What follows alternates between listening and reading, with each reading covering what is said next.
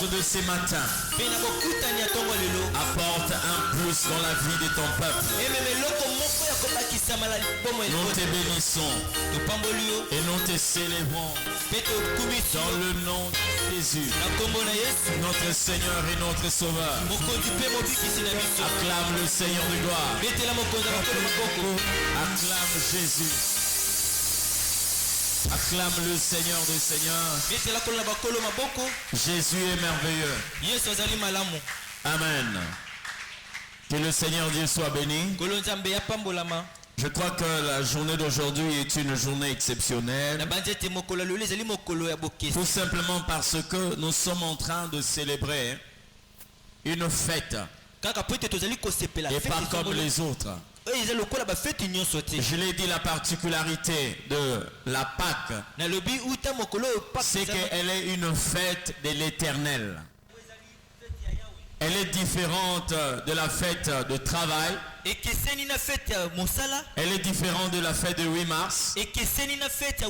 Elle est différente de la fête de Noël, mais de Nouvel An.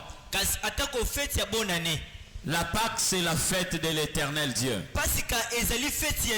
Et lorsque nous parlons de cette fête, nous sommes en train de célébrer le premier pas que Dieu a posé dans la relation entre l'homme et Dieu. Tout commence à la Pâque. Alléluia. Tout commence à la Pâque. On ne peut pas vivre le pain sans le vin. Les prémices. On ne peut pas vivre la Pentecôte. On ne peut pas vivre le tabernacle, les trompettes, toutes les fêtes que nous connaissons. La piste de décollage, c'est d'abord la Pâque. C'est que nous pouvons appeler la planche d'appel, là où toute chose commence, c'est d'abord à la Pâque. Matthieu chapitre 28. Nous allons prendre le verset 1 jusqu'au verset 7. Matthieu 28. 1 à 7. Tout le monde est là, nous allons lire la parole du Seigneur.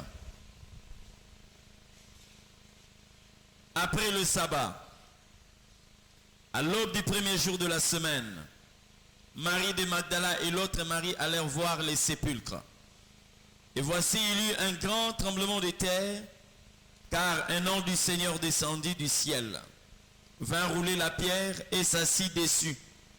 Son aspect était comme l'éclair et son vêtement blanc comme la neige.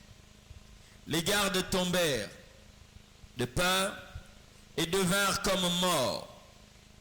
Mais l'ange prit la parole et dit aux femmes: pour vous, ne craignez rien, car je sais que vous êtes venus chercher Jésus qui était crucifié.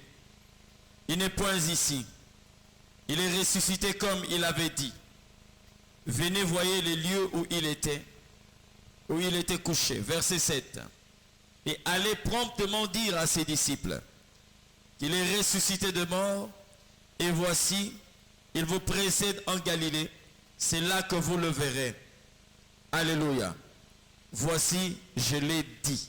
Amen. Amen. Que le Seigneur Dieu nous bénisse. Ici, il s'agit de quelque chose d'exceptionnel dans la vie de tous ceux-là qui sont appelés à marcher avec le Seigneur. Bien-aimé, on ne peut pas parler de la Pâque sans pour autant parler de la résurrection. Parce que la Pâque a une porte d'entrée et une porte de sortie. La Pâque a un début et une fin.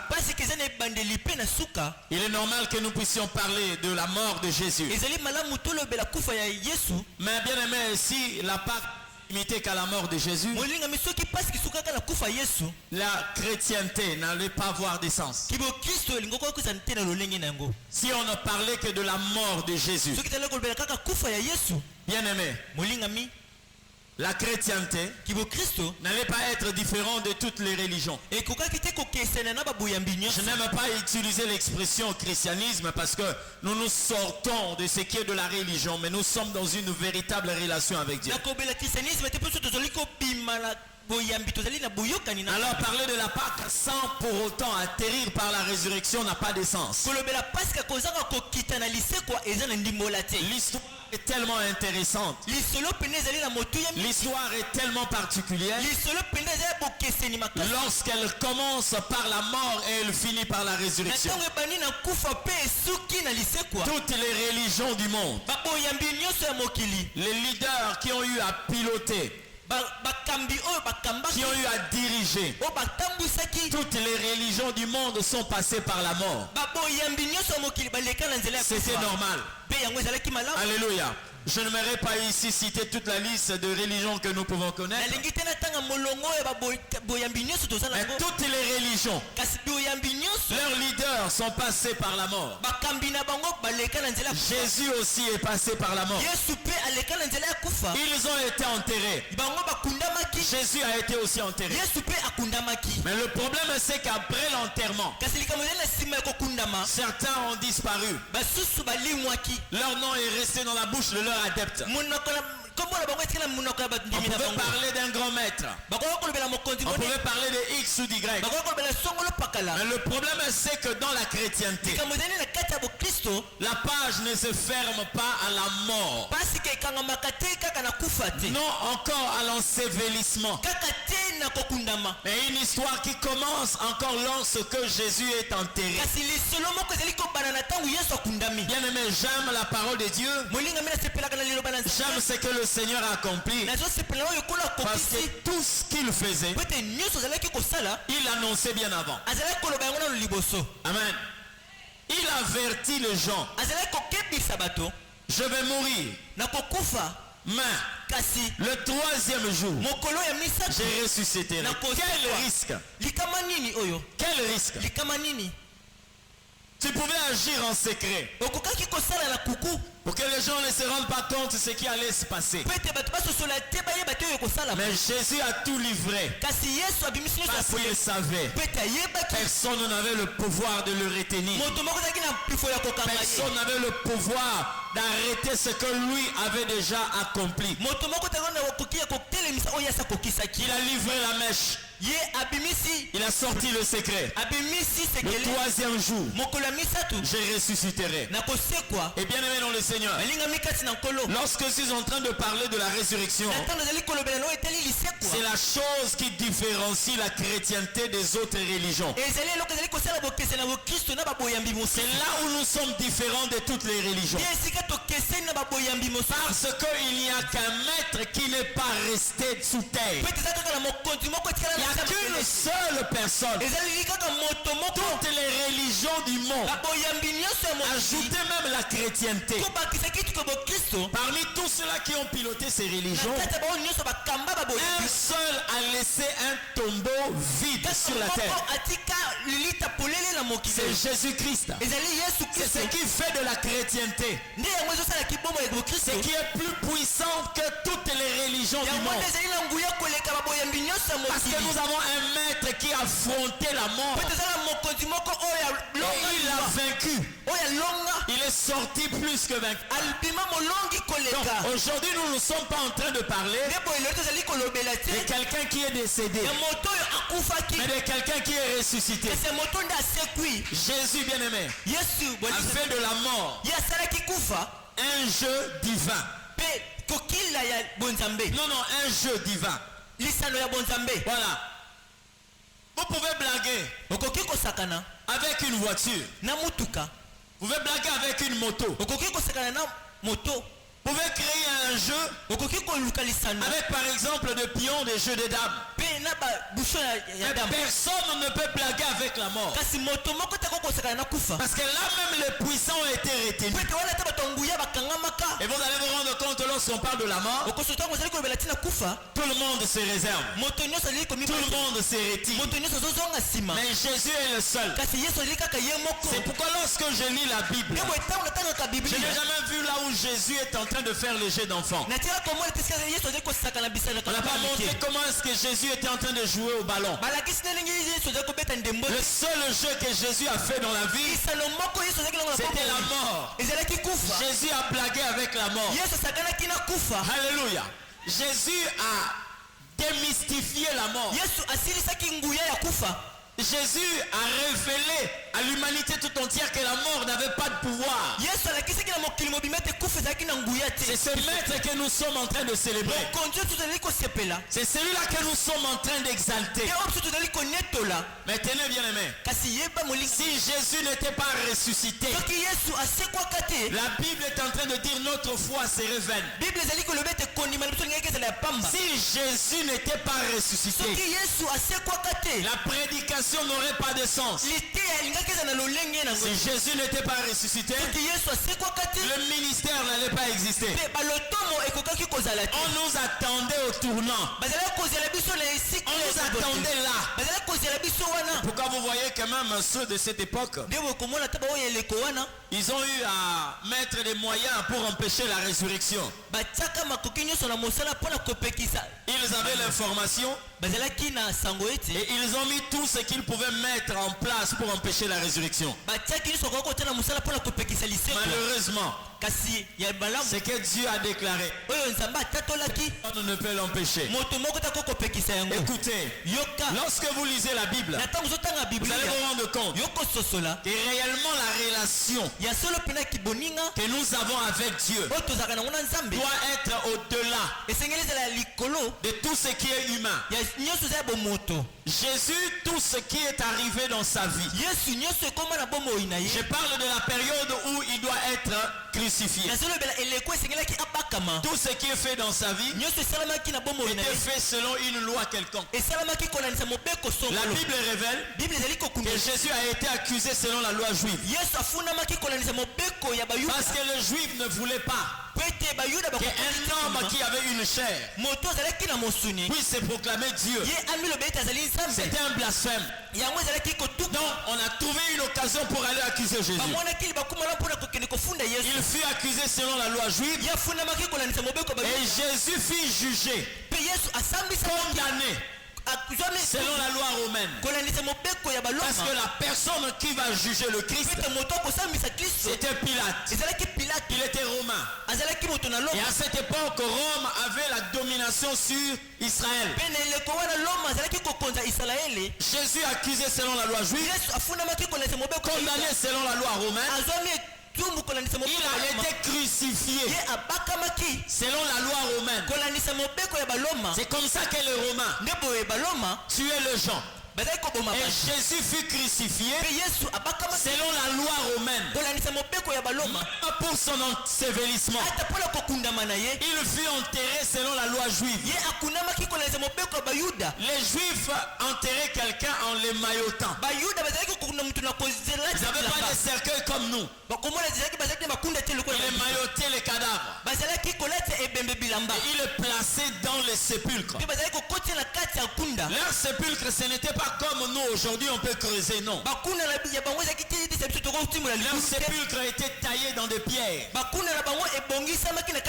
C'est-à-dire, on a creusé et on a déposé le corps de Jésus. On a fermé l'entrée.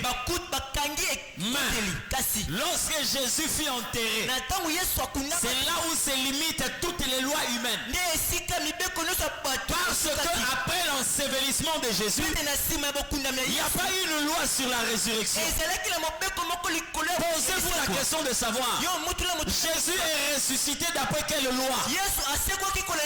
Sur terre, aucune tradition, aucune coutume n'a dans son sein la résurrection. Alors, lorsque nous célébrons la résurrection de Jésus, toutes les lois humaines tombent. C'est comme ça que la Bible est en train de dire, il n'y a plus de condamnation pour ceux qui sont en Jésus. Donc il n'y a aucune loi. Tu peux naître d'une famille où la loi est connue, que ce soit la limitation, les maladies héréditaires, la mort programmée, La stagnation arrive seulement à la résurrection. Quand tu arrives à la résurrection de Jésus, toutes les lois humaines tombent. Ce qui se passe après, c'est une loi divine. C'est comme ça que vous voyez les gens qui célèbrent la résurrection commencent une vie selon Dieu. Parce qu'avec le corps de la résurrection, il est difficile que vous puissiez bloquer une personne. Le corps du ressuscité était capable de traverser le mur sans passer par la porte. C'est-à-dire la personne qui célèbre la résurrection n'aura jamais de barrière. Ça, c'est la puissance de Dieu. Celui qui célèbre la résurrection n'aura jamais d'obstacle. Et la vie chrétienne doit être basée sur ça. C'est comme ça que la Bible dit. La Bible nous révèle. Il y a une race. La race supérieure. C'est la race de ceux-là qui ont accepté Dieu comme leur sauveur. La race des hommes et des femmes puissants. Mais curieusement, vous trouvez dans l'église des personnes qui parlent de blocage, qui parlent de lois familiales, tout en étant dans l'église du Seigneur. Mais soyons sérieux. Posez-vous la question de savoir qui est-ce que vous avez reçu. C'est le Christ. Ou vous avez reçu quelqu'un d'autre. Jean-Baptiste est ici sur terre. Pendant que Jésus était sur terre, Jean-Baptiste était tué, décapité. On l'a enterré. La seule occasion qui a permis à Jean-Baptiste de sortir, c'est lorsque Jésus est ressuscité. Parce que lui aussi il était juste. La Bible dit toutes les tombes des justes étaient ouvertes. Et tout le monde était sorti. C'est à cette occasion. Et sans ça, en commençant par Adam jusqu'à la dernière personne, tous étaient encore sous terre. Et lorsque la résurrection se passe, il y a des symptômes que les chrétiens doivent comprendre. Et si nous sommes en train de prier, nous devons vivre prophétiquement les symptômes de la résurrection. À la résurrection, la Bible parle d'un tremblement de terre. Pourquoi il y a eu un tremblement de terre? Écoutez-moi très bien. Lorsqu'on parle d'un tremblement de terre, ça veut tout simplement dire que le fond de la terre est en train de bouger. Et lorsque le tremblement de terre s'effectue, aucune chose ne reste à sa place. Je dis bien, aucune chose ne reste à sa place. Même les immeubles tombent. Les buildings vont céder lorsqu'il y a un tremblement de terre. C'est-à-dire à la résurrection, tout ce qui était en place dans ta vie doit être déplacé. C'est comme ça que la Bible dit Jésus est né pour le renversement des uns et des autres. C'est-à-dire il est venu pour la chute des uns et pour le relèvement des autres. Alléluia. Lorsqu'il y a tremblement de terre, qu'est-ce qui a fait trembler le terre? La Bible dit un ange du Seigneur descendu. La terre trembla et une grosse pierre, la grosse pierre fut roulée. Ça veut dire quoi? La grosse pierre représentait une ordonnance, une barrière. J'ai déjà parlé de cette grosse pierre ici. La manière dont Jésus était enterré, il avait trois obstacles qui pouvaient lui empêcher de se lever. Même s'il pouvait se réveiller, ressusciter et sortir, ça allait être difficile. La première des choses, c'était la grosse pierre qui était là. Hein? Si on vous relate l'histoire, comment est-ce qu'on mettait ces pierres-là devant des tombes? C'était des pierres énormes. C'est avec beaucoup de main-d'œuvre, une main-d'œuvre considérable qu'on ouvrait cette grosse pierre. Et on mettait quelque chose qui pouvait empêcher la pierre. Mais dès que la personne qui devait être enterrée rentrait dans la tombe, on enlevait la chose et la pierre reprenait l'ouverture. C'était difficile d'enlever cette pierre. C'est comme une tombe qui est scellée pour toujours. Jésus fut enterré dans une tombe comme ça. Ça appartenait à un riche, Joseph d'Arimathée. Écoutez-moi bien. Quand ils ont mis la pierre, connaissant qu'il y avait des bruits qui parlaient de sa résurrection, les principaux sacrificateurs sont allés dire au roi que personne ne touche à cette pierre. La Bible dit que cette pierre fut scellée. On a mis un sceau pour interdire à quiconque de toucher la pierre. Deuxième obstacle. Troisième, on a placé des gardes, des militaires qui devaient être là pour empêcher que le troisième jour Jésus ressuscite.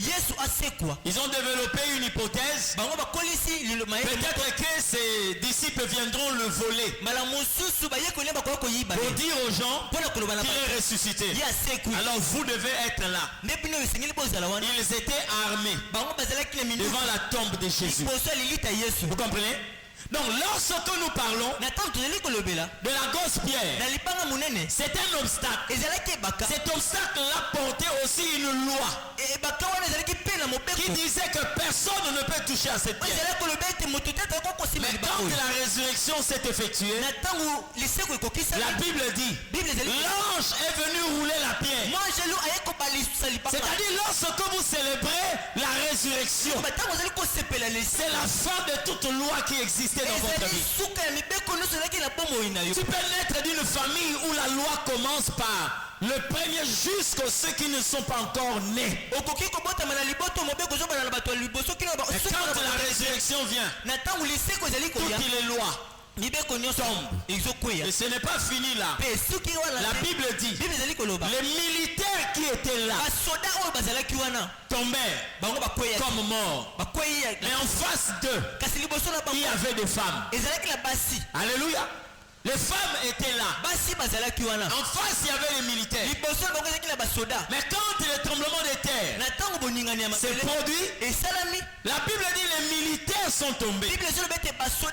Entre nous soit dit, entre un homme et une femme, qui est plus fort? Parce que déjà la Bible dit que les femmes sont des êtres de sexe faible. C'est-à-dire s'il y a un problème, c'est normalement les femmes qui devaient céder à la panique. Mais curieusement, ceux qui sont faibles sont debout. Ceux qui sont forts se retrouvent par terre. Vous savez pourquoi? Parce que la résurrection vient pour dire aux faibles, dites que je suis fort. La résurrection est venue accorder la force aux faibles. Ce n'est pas pour rien que Jésus dit que le faible dise que je suis fort. C'est le message de la résurrection. Alléluia. Quelqu'un a dit, même les hommes puissants tombent là où quelquefois les chrétiens doivent être debout. Parce que le message de la résurrection, Dieu vient renverser la pyramide. Je suis en train de déclarer dans ta vie ce matin, au nom de Jésus, que tous les hommes forts de ta famille soient renversés au nom de Jésus à cause de la résurrection. Alléluia. Lorsque la résurrection se produit, c'est Saül qui est à terre et David qui est debout. Mais lorsque tu regardes David n'a que Dieu avec lui. Mais Saül a toute une armée. J'ai compris par là qu'un homme avec Dieu est une majorité. Alléluia. Un homme avec avec Dieu, tu constitues une majorité. Saoul est tombé. David s'est relevé. Pourquoi? Le message de la résurrection. Le message de la résurrection. Écoutez-moi très bien. Si les gens peuvent parler de cette pierre que David avait normalement utilisée contre Goliath, si nous pouvons parler de cette pierre comme Jésus, bien aimé, je ne crois pas que Jésus pouvait être ressuscité par un homme. Parce que David est un homme. Mais je comprends. Si on appelle Jésus fils de David, c'est que quelque part David tient la place du Père. Pour que Goliath soit renversé, il faut que le Père prenne son fils pour le ressusciter. Et David est descendu dans le torrent, là où il est allé prendre la pierre qui devait faire tomber Goliath. Il a remonté cette pierre pour la placer sur le front de Goliath. Quand la résurrection arrive, les géants tombent et le faible se relève. Lorsque la résurrection arrive, c'est comme ça, bien aimé, tu dois considérer à partir de ce matin tous les puissants de ta famille qui ne le sont pas par le Seigneur. Prépare leur place dans les profondeurs et dites-leur de laisser le trône là où tu dois monter, parce que c'est le moment de la résurrection. Jésus est ressuscité. Jésus est ressuscité. Alléluia. Lorsque la Bible dit que le fort dise que je suis, que le faible dise que je suis fort, et le fort doivent dire quoi? Qu'est-ce que le fort doivent dire?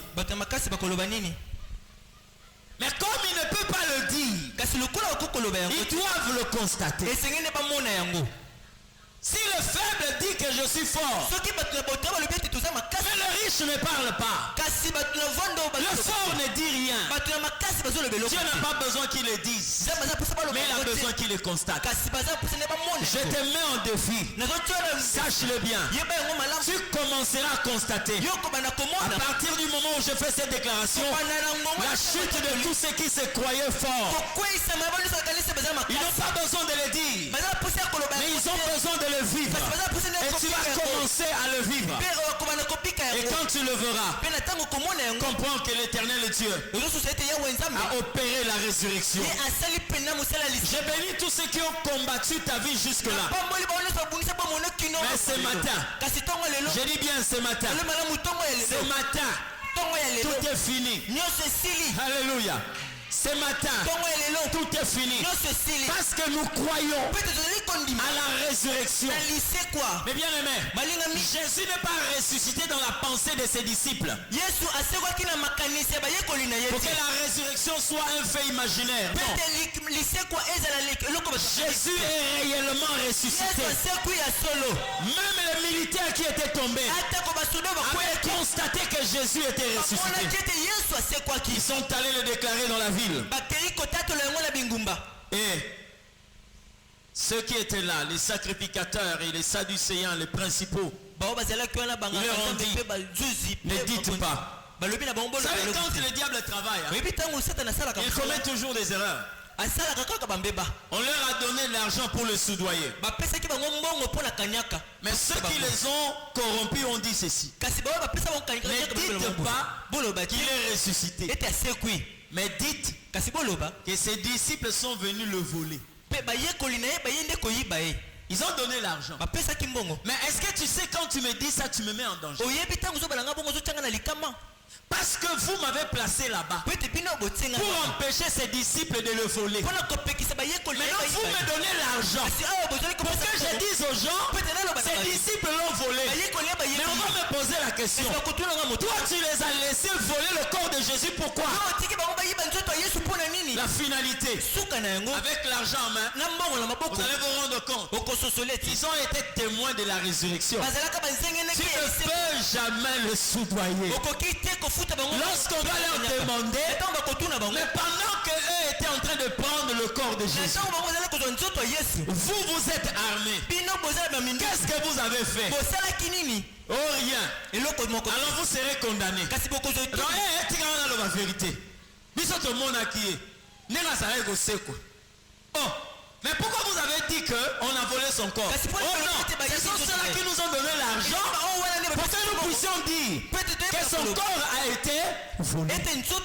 La résurrection est réelle. La résurrection est vraie. Et quand nous arrivons à la résurrection, nous devons vivre toutes ces choses.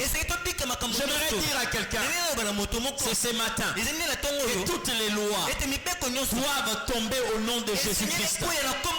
Toutes les lois doivent tomber dans le nom de Jésus. Et la Bible dit, lorsque Jésus est ressuscité, bien aimé dans le Seigneur, vous savez, en consultant la Bible, je me suis rendu compte de quelque chose. Selon l'ordre d'Aaron, les sacrificateurs et les souverains sacrificateurs, ils avaient le rôle d'entrer dans le lieu très saint pour exercer leur service. Mais le problème n'était pas d'entrer. Le problème était de sortir.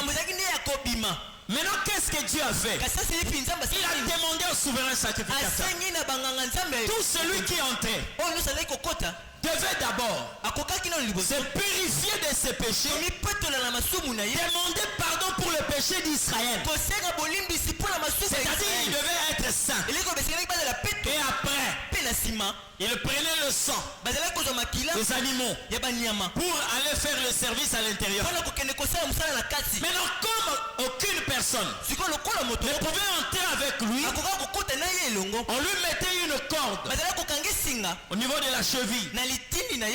Parce que si Dieu trouvait quelque chose en lui, il va le tuer là à l'intérieur. Si Dieu le tue, pour qu'il ne puisse pas se décomposer là, on allait le tirer avec la corde. Et quand il est dehors, on reprend son cadavre et on va enterrer. Vous comprenez ce que je dis? Donc ça dit le sacrificateur ou le souverain qui est entré devait être sans péché. La véritable fête ne se faisait pas lorsque vous allez entrer. La véritable fête se faisait quand vous allez sortir. C'est pourquoi, bien aimé, j'aime que les gens entrent dans le ministère. Mais le problème n'est pas d'entrer. Demeurez là à l'intérieur. Alléluia. Quand vous voyez un sacrificateur là à l'intérieur en train de faire le service, sachez-le bien que l'Éternel l'a agréé. Mais si Dieu ne l'a pas agréé, vous allez l'appeler un cadavre. Au moment où je suis en train de prêcher, il y a beaucoup de personnes qui sont entrées dans le lieu très saint, mais qui sont morts. Et vous savez, quand quelqu'un meurt, il y a beaucoup de personnes qui viennent. À part les personnes qui viennent, il y a aussi des mouches. À part les mouches, il y a aussi les asticots. Mais la mort est déjà là. Alléluia. Entrer, c'était pas un problème. Demeurer et sortir. Mais écoutez-moi bien. Jésus, il n'est pas entré tout en étant pur. La scène que je viens de décrire ici se passe dans un tabernacle fait par les mains des hommes. Dieu a interdit aux sacrificateurs d'avoir même une tache de péché. Mais Jésus a traversé le tabernacle le plus parfait. Comment il est entré? Aucune parole de la Bible, aucun verset de la Bible ne révèle que Jésus avait une corde à la cheville. Jamais. Mais il est entré comment? Il n'a pas, je dis bien, il n'a pas demandé le pardon de ses péchés. Mais lui-même est devenu péché. Ça veut dire que Jésus ne pouvait pas sortir. Il ne pouvait pas sortir. Jamais. Il n'avait pas péché. Mais il était devenu péché. Il est devenu péché. La raison qui prouve cela, c'est la manière dont Dieu a donné le don à son fils à la croix. Bible dit qu'il y a eu l'obscurité sur toute la terre. Parce que Jésus a revêtu le péché. Mais par rapport à ces principes-là, Jésus ne pouvait pas sortir. Jamais. Parce que c'est le péché qui était entré dans le lieu très saint du tabernacle le plus parfait. Tellement qu'il est le vainqueur des nations. Tellement qu'il est le vainqueur des nations. Il a commencé d'abord par vaincre le péché. C'est comme ça que Moïse est en train de révéler que l'Éternel vous enverra un prophète comme moi. À l'époque de Jean-Baptiste, Jean-Baptiste dit: voici l'agneau de Dieu qui ôte le péché du monde. Bien aimé, le verbe a ôté. Le verbe a ôté. Aucun homme n'a pu conjuguer cela depuis l'Ancien Testament jusqu'à l'éternité. Tout le monde avait le pouvoir de couvrir le péché par les sacrifices qu'on faisait. Mais conjuguer le verbe ôter, il n'y avait que le Christ qui pouvait le faire. Il a démontré qu'il avait la supériorité sur le péché. Il avait la capacité d'engloutir le péché de par lui-même. Et comment il est entré dans ce tabernacle? Il n'a pas tué un animal. Il n'avait pas besoin d'un veau. Jamais d'une vache. Lui-même était le sacrifice. La Bible dit qu'il est entré avec son propre sang. Dieu a agréé l'offrande. Bien aimé, 3 jours il y avait suspense. On ne savait pas. Est-ce qu'il va sortir? Est-ce qu'il va rester? Le problème avec nous, c'est qu'on a oublié de lui mettre la corde à la cheville. Et s'il meurt à l'intérieur, qu'est-ce qui va se passer? C'est comme ça que pendant ces silences, Jean a commencé à pleurer. L'un des vieillards lui a dit: ne pleure pas, ne pleure pas, ne regrette pas qu'il n'a pas la corde à la cheville. Voici le lion de la tribu de Juda. Voici le lion de la tribu de Juda. Il a vaincu. Il a vaincu. Qu'est-ce qu'il a vaincu?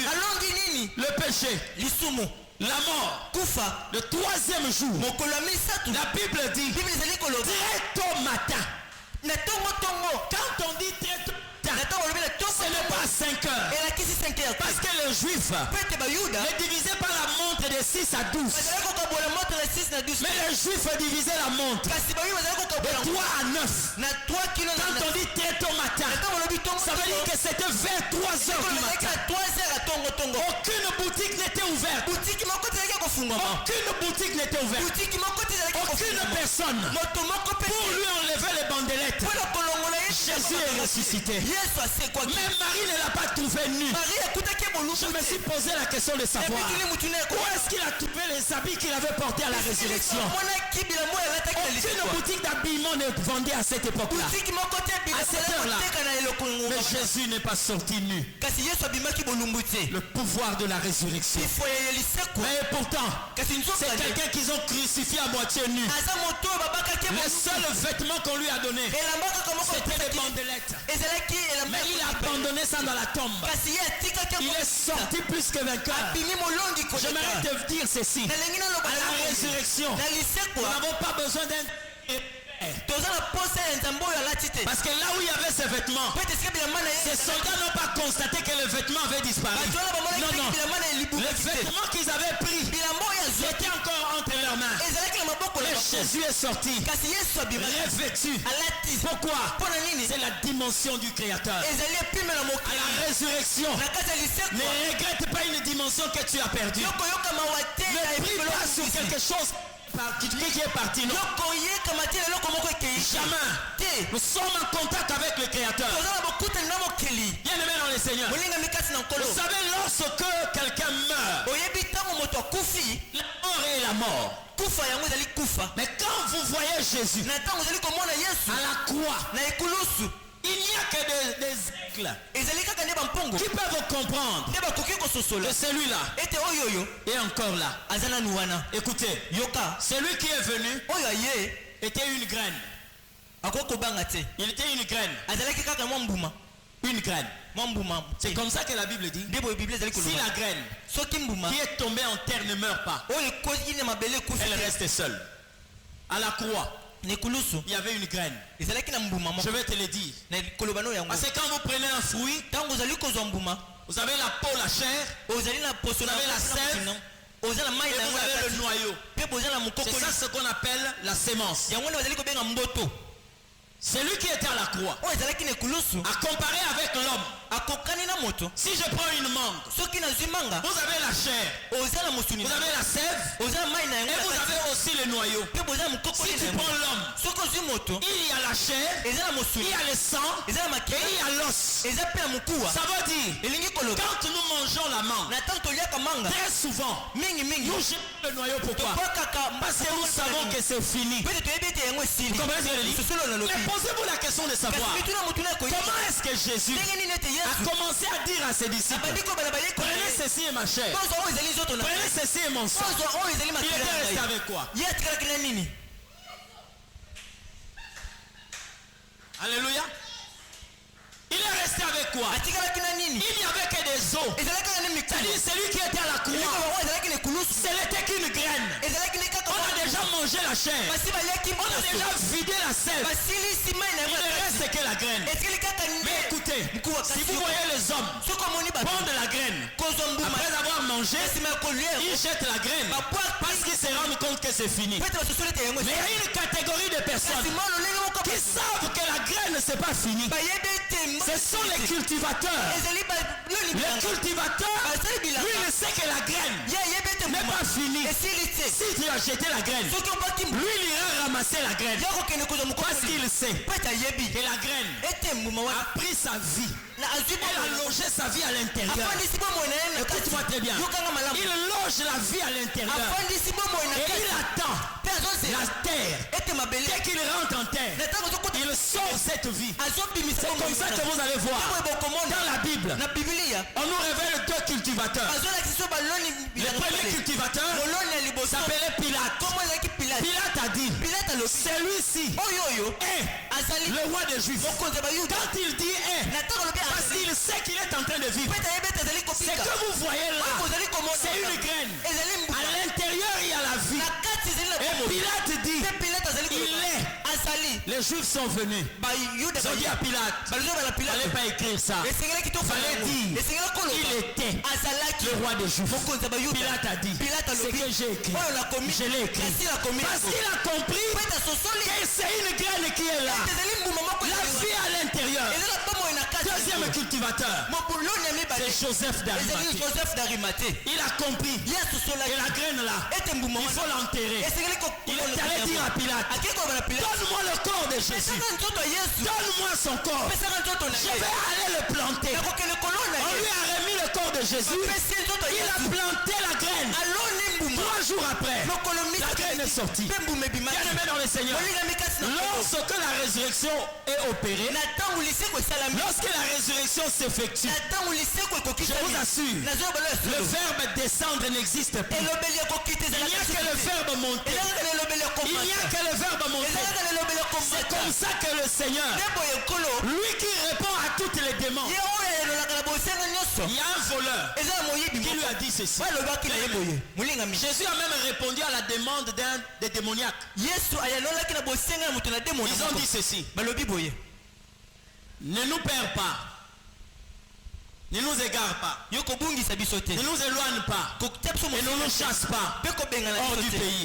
Permets que nous puissions entrer dans ces pourceaux. Jésus leur a accordé leur demande. Il leur a accordé la demande. Il dit aux démoniaques, entrez. Donc Jésus les a exaucés. Mais un jour, un homme qui n'était pas un démoniaque, il a dit à Jésus, si tu es fils de Dieu, fais-nous descendre et toi-même aussi descends.